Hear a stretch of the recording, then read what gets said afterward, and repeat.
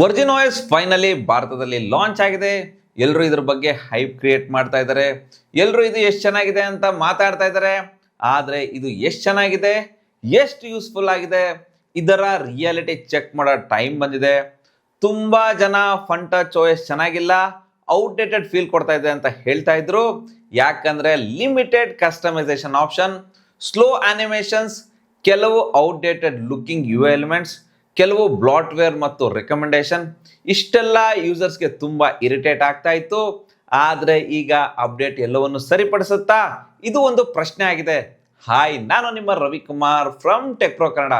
ನೀವು ನಮ್ಮ ಚಾನಲ್ನ ಸಬ್ಸ್ಕ್ರೈಬ್ ಮಾಡಿಲ್ಲ ಅಂದ್ರೆ ಸಬ್ಸ್ಕ್ರೈಬ್ ಮಾಡಿ, ಬೆಲ್ ನೋಟಿಫಿಕೇಶನ್ ಆನ್ ಮಾಡಿ.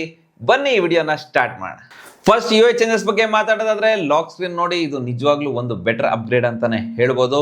ಯಾಕಂದ್ರೆ ಇದರಲ್ಲಿ ಹೊಸ ಕ್ಲಾಕ್ ಸ್ಟೈಲ್ ಆಪ್ಷನ್ ಸಿಗ್ತಾ ಇದೆ ಮತ್ತು ಈ ಕ್ಲಾಕ್ ರೀಸೈಸಬಲ್ ಆಗಿದೆ. ಜೊತೆಗೆ ಈಗ ಲಾಕ್ ಸ್ಕ್ರೀನ್ ನಲ್ಲಿ ವಿಜೆಟ್ ಆಪ್ಷನ್ ಕೂಡ ಸಿಗ್ತಾ ಇದೆ. ನೀವು ಇದರಲ್ಲಿ ಕೌಂಟ್ ಡೌನ್ ಸೇರಿಸಬಹುದು, ನಿಮ್ಮ ಆನಿವರ್ಸರಿ ಡೇಟ್ನ ಆ್ಯಡ್ ಮಾಡ್ಬೋದು. ಇಷ್ಟೇ ಅಲ್ಲ, ಇದರಲ್ಲಿ ನ್ಯೂ ಕೂಲ್ ವಾಲ್ಪೇಪರ್ ಮತ್ತು ತುಂಬಾ ಥೀಮ್ ಸಿಗುತ್ತೆ. ವರ್ಜಿನ್ ಓಎಸ್ ನ ವಾಲ್ಪೇಪರ್ ಕೂಲ್ ಡೆಪ್ತ್ ಎಫೆಕ್ಟ್ ನ ಕೊಡುತ್ತೆ. ವಾಲ್ಪೇಪರ್ಸ್ ಇದು ಫನ್ ಟಚ್ ಓಎಸ್ ಗಿಂತ ಬೆಟರ್ ಕಾಣುತ್ತೆ. ಆದರೆ ಇದರಲ್ಲಿ ಕೂಲೆಸ್ಟ್ ಆಗಿರೋದು ಫ್ಲಿಪ್ ವಾಲ್ಪೇಪರ್. ಅಂದ್ರೆ ನಿಮ್ಮ ಫೋಟೋಸ್ ಮತ್ತು ಬೇರೆ ಫೋಟೋಸ್ನ ವಾಲ್ಪೇಪರ್ಗೆ ಸೆಟ್ ಮಾಡಿದಾಗ, ಫೋನ್ನ ಫ್ಲಿಪ್ ಮಾಡಿದಾಗ ವಾಲ್ಪೇಪರ್ ಚೇಂಜ್ ಆಗುತ್ತೆ. ಇದು ಸೂಪರ್ ಡೈನಾಮಿಕ್ ಆಗಿ ಕಾಣುತ್ತೆ. ಇದರಲ್ಲಿ 3 ಬೇರೆ ಬೇರೆ ಫೋಟೋಸ್ನ ಆ್ಯಡ್ ಮಾಡ್ಬೋದು ಮತ್ತು ಲಾಕ್ ಸ್ಕ್ರೀನ್ ನೋಟಿಫಿಕೇಶನ್ನ ಹೇಗೆ ಶೋ ಆಗಬೇಕು ಅದನ್ನು ನೀವೇ ಸೆಟ್ ಮಾಡ್ಬೋದು. ಅಂದರೆ ಸ್ಟ್ಯಾಕ್ ಮತ್ತು ಲೀಸ್ಟ್ನ ಹೇಗೆ ಬರಬೇಕು ಅದನ್ನು ನೀವೇ ಸೆಟ್ ಮಾಡ್ಬೋದು. ನಿಮ್ಮ ಲಾಕ್ ಸ್ಕ್ರೀನ್ನ ಮಿನಿಮಲ್ ಮತ್ತು ಕ್ಲೀನಾಗಿ ಇಡೋದಕ್ಕೆ ಪರ್ಫೆಕ್ಟ್ ಆಗಿದೆ. ವಿವೋದವರು ಲಾಕ್ ಸ್ಕ್ರೀನ್ ಚೇಂಜ್ನ ಮಾಡಿದ್ದಾರೆ. ಇದು ನಿಮ್ಮ ಡೆಫಿನೆಟ್ಲಿ ಬೆಟರ್ ಲುಕಿಂಗ್ನ ಹೊಂದಿದೆ. ಆದರೆ ಇನ್ನೂ ಕೆಲವು ಫೀಚರ್ಸ್ನ ಮಿಸ್ಸಿಂಗ್ ಇದೆ. ಅಂದರೆ full screen always on display ಇಲ್ಲ, ಇದು ಫುಲ್ ಚಾರ್ಜ್ ಆಗಲಿ ಅಂತ ಕೊಟ್ಟಿಲ್ಲ ಅನ್ಸುತ್ತೆ. ಇದನ್ನು ಬಿಟ್ಟರೆ ಇದು ಡೆಫಿನೆಟ್ಲಿ ಬೆಟರ್ ಆಗಿದೆ. ಮತ್ತು ನೋಟಿಫಿಕೇಶನ್ ಸೆಂಟರ್ ಮತ್ತು ಕ್ವಿಕ್ ಸೆಟ್ಟಿಂಗ್ಸ್ ಕೂಡ ಅಪ್ಡೇಟ್ ಮಾಡಲಾಗಿದೆ. ಇದು ಕೂಡ ಡೆಫಿನೆಟ್ಲಿ ಬೆಟರ್ ಲುಕಿಂಗ್ ಅನ್ಸುತ್ತೆ. ಇವುಗಳ ಡಿಫ್ರೆಂಟ್ ಸೈಡ್ ಬೈ ಸೈಡ್ ನೋಡ್ಬೋದು. ಐಕಾನ್ಸ್ ಈಗ ಸ್ಕ್ವೇರ್ ಡಿಸೈನ್ ಹೊಂದಿದೆ, ಇನ್ನೂ ಕಲರ್ಫುಲ್ ಆಗಿದೆ. ಓವರ್ ಆಲ್ ಲುಕ್ ಡೆಫಿನೆಟ್ಲಿ ಇನ್ನೂ ಮಾಡರ್ನ್ ಆಗಿ ಕಾಣುತ್ತೆ. ಎಸ್ಪೆಷಲಿ ಟ್ರಾನ್ಸ್ಪರೆಂಟ್ ಗ್ಲಾಸ್ ಎಫೆಕ್ಟ್ ಎಲ್ಲ ಕಡೆ ನೋಡ್ಬೋದು. ಬಟನ್ಸ್ ಗ್ಲೋ ಆಗುತ್ತೆ, ಇದು ನೋಡೋದಕ್ಕೆ ಚೆನ್ನಾಗಿ ಕಾಣುತ್ತೆ. ಮತ್ತು ಈಗ ಬ್ರೈಟ್ನೆಸ್ ಬಾರ್ನ ಲಾಂಗ್ ಪ್ರೆಸ್ ಮಾಡಿದ್ರೆ ಥಿಕ್ಕರ್ ಬ್ರೈಟರ್ ಸ್ಲೈಡರ್ ಓಪನ್ ಆಗುತ್ತೆ. ಇದರಲ್ಲಿ ಇನ್ನೂ ತುಂಬ ಆಪ್ಷನ್ ಸಿಗ್ತಾ ಇದೆ. ಇದು ತುಂಬ ಯೂಸ್ಫುಲ್ ಆಗಿದೆ. ಇನ್ನು ಸ್ವಿಚಸ್ ಜೊತೆಗೆ ವಾಲ್ಯೂಮ್ ಸ್ಲೈಡರ್ ಕೂಡ ಸಿಗುತ್ತೆ. ಇದರಲ್ಲಿ ಇರುವ ರಿಂಗ್ ಟೋನ್ ಆಪ್ಷನ್ ಅಲ್ಲಿ ವೈಬ್ರೆಂಟ್ ಮತ್ತು ಸೈಲೆಂಟ್ ಮೋಡ್ ನಲ್ಲಿ ಚೇಂಜ್ ಮಾಡಬಹುದು. ಮತ್ತು ಈಗ ಸೆಟ್ಟಿಂಗ್ ಬಟನ್ಸ್ ಟಾಪ್ಗೆ ಮೂವ್ ಆಗುತ್ತೆ. ಆದ್ರಿಂದ ಸೆಟ್ಟಿಂಗ್ಸ್ ಆಕ್ಸೆಸ್ ಮಾಡಲು 2 ಸತಿ ಸ್ವೈಪ್ ಮಾಡುವ ಅವಶ್ಯಕತೆ ಇಲ್ಲ. ಇದರಲ್ಲಿ ಜೋವಿ ಹೋಮ್ ಐಕಾನ್ ಈಗ ಸಿಗೋದಿಲ್ಲ, ಬದಲಿಗೆ 3 ಡಾಟ್ ಸಿಗುತ್ತೆ. ಇದರಲ್ಲಿ ಇದು ಯೂಸರ್ ಚೇಂಜ್ ಅಥವಾ ಕಂಟ್ರೋಲ್ ಸೆಂಟರ್ ಸೆಟ್ಟಿಂಗ್ಸ್ಗೆ ಆಗಿ ಮರ್ಜ್ ಅಥವಾ ಸಪ್ರೇಟ್ ನೋಟಿಫಿಕೇಶನ್ಗೆ ಪ್ಯಾನಲ್ ಆಯ್ಕೆ ಮಾಡಲು ಆಪ್ಷನ್ಸ್ ಕೊಡಲಾಗಿದೆ. ನೀವು ಇದರಲ್ಲಿ iOS ಲುಕ್ ಬೇಕು ಅಂದರೆ ಇದನ್ನ ಆನ್ ಮಾಡ್ಬೋದು. ಇದರ ಸಪ್ರೇಟ್ ಕ್ವಿಕ್ ಸೆಟ್ಟಿಂಗ್ಸ್ ಮತ್ತು ನೋಟಿಫಿಕೇಶನ್ಸ್ ಪೇಜ್ಗೆ ಈ ಥರನೇ ಕಾಣುತ್ತೆ. ಇನ್ನು ರೀಸೆಂಟ್ ಸ್ಕ್ರೀನಲ್ಲಿ ಕೂಡ ವಿಜುವಲ್ ಚೇಂಜಸ್ ಮಾಡಲಾಗಿದೆ. ಅಂದರೆ ಮಲ್ಟಿ ಟಾಸ್ಕಿಂಗ್ ಸ್ಕ್ರೀನಲ್ಲಿ ಹೊಸ ಸ್ಲ್ಯಾಕ್ ಸ್ಟೈಲ್ ನೋಡೋದಕ್ಕೆ ಸಿಗುತ್ತೆ.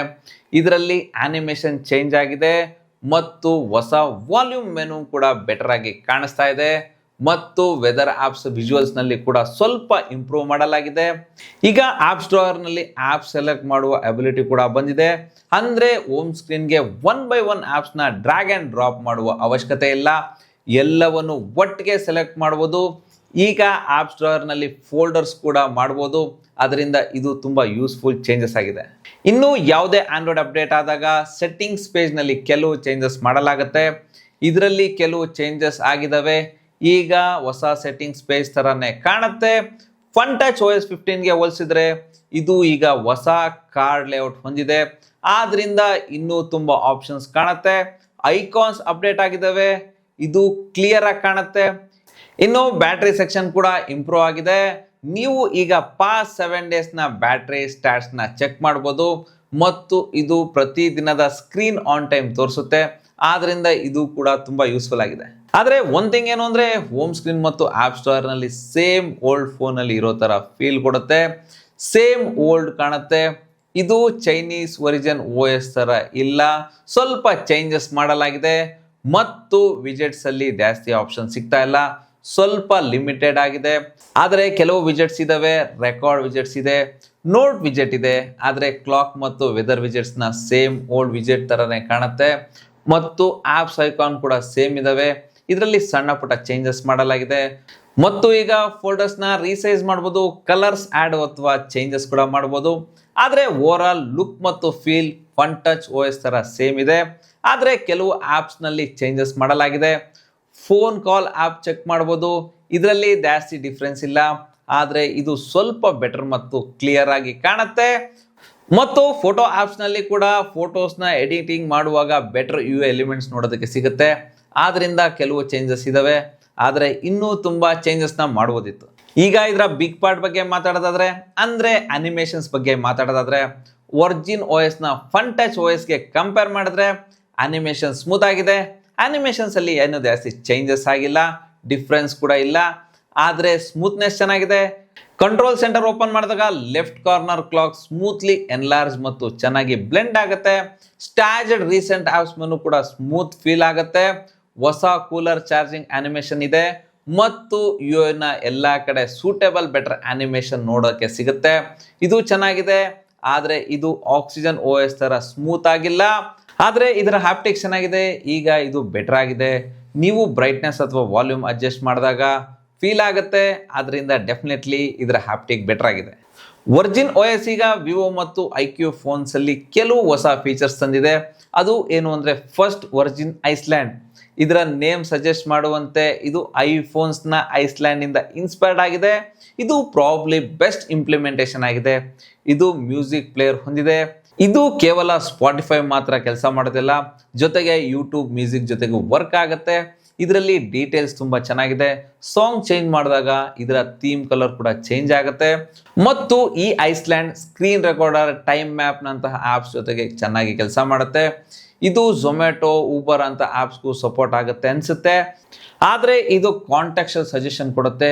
ನೀವು ಯಾವುದಾದ್ರೂ ಫೋನ್ ನಂಬರ್ ಕಾಪಿ ಮಾಡಿದ್ರೆ ಅದನ್ನು ನೀವು ಕಾಂಟ್ಯಾಕ್ಟ್ಸ್ ಕ್ರಿಯೇಟ್ ಮಾಡೋದಕ್ಕೆ ಸಜೆಷನ್ ಐಸ್ಲ್ಯಾಂಡಲ್ಲಿ ಪಾಪಪ್ ಆಗುತ್ತೆ. ಜೊತೆಗೆ ನೀವು ಯಾವುದಾದ್ರೂ URL ಕಾಪಿನ ಮಾಡಿದ್ರೆ ಓಪನ್ URL ಸಜೆಷನ್ ಶೋ ಮಾಡುತ್ತೆ. ಅಷ್ಟೇ ಅಲ್ಲ, ನೀವು ಯಾವುದಾದ್ರೂ ಅಡ್ರೆಸ್ ಕಾಪಿ ಮಾಡಿ ಐಲ್ಯಾಂಡ್ಗೆ ಡ್ರ್ಯಾಗ್ ಮಾಡಿದ್ರೆ ಅದು ಮ್ಯಾಪ್ಸ್ ಆಪ್ಷನ್ ಫಸ್ಟ್ ಡಿಸ್ಪ್ಲೇ ಮಾಡುತ್ತೆ. ಸಿಮಿಲರ್ ಆಗಿ ನಿಮ್ಮ ಫೋಟೋ ಸೆಲೆಕ್ಟ್ ಮಾಡಿ ಡ್ರ್ಯಾಗ್ ಮಾಡಿದ್ರೆ ಇನ್ಸ್ಟಾಗ್ರಾಮ್, ಸ್ನ್ಯಾಪ್ಚಾಟ್ ಅಥವಾ ಬೇರೆ ಫೋಟೋ ಶೇರಿಂಗ್ ಆ್ಯಪ್ನ ಶೋ ಮಾಡುತ್ತೆ. ಇದು ತುಂಬ ಚೆನ್ನಾಗಿದೆ ಮತ್ತು ಯೂಸ್ಫುಲ್ ಆಗಿದೆ. ಆದರೆ ಸಜೆಷನ್ ಇಷ್ಟ ಆಗಿಲ್ಲ ಅಂದರೆ ನೀವು ನಿಮ್ಗೆ ಇಷ್ಟ ಆಗೋ ಆ್ಯಪ್ನ ಚಾಯ್ಸ್ ಮಾಡಿ ಪಿನ್ ಮಾಡ್ಬೋದು. ಈಗ ಇಂಪಾರ್ಟೆಂಟ್ ಕ್ವಶನ್ಸ್ ಕಡೆ ಬಂದರೆ ಫನ್ ಟಚ್ OSನಲ್ಲಿ ತುಂಬ ಜನರಿಗೆ ಪ್ರಾಬ್ಲಮ್ಸ್ ಇತ್ತು. ಇದು ಅನ್ನೆಸರಿ ಆ್ಯಪ್ಸಿಂದ ನೋಟಿಫಿಕೇಶನ್ಸ್ ಬರ್ತಾ ಇತ್ತು. ಕೆಲವು ಬ್ಲಾಟ್ವೇರ್ ಮತ್ತು ರೆಕಮೆಂಡೇಶನ್ಸ್ ಕೂಡ ಬರ್ತಾ ಇತ್ತು. ಈಗ ಒರಿಜಿನ್ OS ಕೂಡ ಸ್ವಲ್ಪ ನೋಟಿಫಿಕೇಶನ್ಸ್ ಬರ್ತಾ ಇದೆ. ಇದರಲ್ಲಿನೂ ಸ್ವಲ್ಪ ಬ್ಲಾಟ್ವೇರ್ ಇದೆ, ಸ್ವಲ್ಪ ಆ್ಯಡ್ಸ್ ಕೂಡ ಬರ್ತಾ ಇದೆ. ಇದು ಜಸ್ಟ್ ಬೀಟಾ ವರ್ಷನ್ ಆಗಿದೆ. ವಿವೋ ಎಲ್ಲ ಬ್ಲಾಟ್ವೇರ್ನ ಸರಿ ಮಾಡುತ್ತೆ ಅಂದ್ಕೊಂಡಿದ್ದೀನಿ. ವೆಯ್ಟ್ ಮಾಡಿ ನೋಡೋಣ. ನನ್ನ ಪ್ರಕಾರ ನ್ಯೂ ಒರಿಜಿನ್ OS ಅಪ್ಡೇಟ್ ಚೆನ್ನಾಗಿದೆ. ತುಂಬ ಚೇಂಜಸ್ ನೋಡೋಕ್ಕೆ ಸಿಗುತ್ತೆ. ಆದರೆ ಇನ್ನೂ ಸ್ವಲ್ಪ ಚೇಂಜಸ್ ಮಾಡಬೇಕಿತ್ತು. ಈ OS ಮೇಲೆ ವಿವೋದವರು ಇನ್ನೂ ವರ್ಕ್ ಮಾಡಬೇಕಿತ್ತು. ಆದರೆ ಇದರ ಒರಿಜಿನ್ ಐಸ್ಲ್ಯಾಂಡ್ ಚೆನ್ನಾಗಿದೆ. ಲಾಕ್ ಸ್ಕ್ರೀನ್ ಬೆಟರ್ ಆಗಿದೆ. ವಿಜುವಲ್ಸ್ ಚೆನ್ನಾಗಿದೆ. ಮಾಡ್ರನ್ ಲುಕ್ನ ಹೊಂದಿದ್ದಾವೆ. ಇದು ಫನ್ ಟಚ್ OSಗಿಂತ ಬೆಟರ್ ಆ್ಯಂಡ್ ಸ್ಮೂತ್ ಆಗಿದೆ. ಈ ಅಪ್ಡೇಟ್ ಅಫಿಷಿಯಲಿ ಎಲ್ಲ ಫೋನ್ಗೆ ಲಾಂಚ್ ಆದಾಗ ಎಲ್ಲವನ್ನು ಸರಿ ಮಾಡಿರ್ತಾರೆ. ಈ ಅಪ್ಡೇಟ್ಸ್ ಯಾವ ಫೋನ್ಗೆ ಯಾವಾಗ ಬರುತ್ತೆ ಅಂತ ಯೋಚನೆ ಮಾಡ್ತಾ ಇದ್ದೀರಾ?